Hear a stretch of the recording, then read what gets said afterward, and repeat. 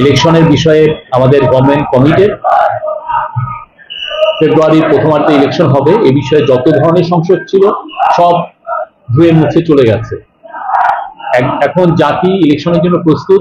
আপনারা দেখেছেন political পার্টিগুলো July charter নিয়েও অনেক কথা বলেছেন। দেখেন জুলাই চার্টার নিয়েও এখন সবাই ঐক্যমতে এসছে। এখন হচ্ছে যে রেফারেন্ডামটা কখন হবে। হ্যাঁ, আমার মনে হয় এটাও খুবই ক্ষুদ্র একটা বিষয়, সেটাও খুব দ্রুত এটা পলিটিক্যাল পার্টিরা এবং কনসেনসাস কমিশন বসে এটা ঠিক করে ফেলবে।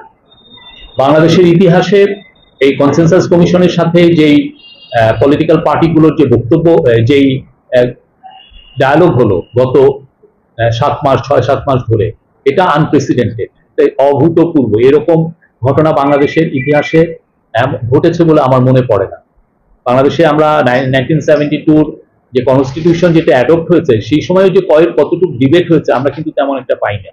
আমরা দেখেছি যে তখন খুব দ্রুত কনস্টিটিউশনটা ড্রাফট হয়েছে, ড্রাফট হওয়ার পরে খুব দ্রুত এটাকে দু একজন এটা নিয়ে কথা বলেছেন, তারপরে এটা অ্যাডপ্টেড হয়ে গেছে। কিন্তু আপনি দেখেন কনস্টিটিউশন নিয়ে এবং রিফর্ম গুলো নিয়ে আমরা যে সেক্টরে রিফর্ম করতে চেয়েছি, মানে এই গভর্নমেন্ট চেয়েছে, ইন্টারিম গভর্নমেন্ট, এবং সেই অনুযায়ী যে সমস্ত রিফর্ম কমিশন যে রিপোর্ট গুলো দিয়েছে, সেগুলো নিয়ে এত সুন্দর ডিবেট গত 6 মাসে যা হয়েছে, এটা জাতির জন্য একটা, আমি বলবো যে দীপ শিখা হিসেবে থাকবে।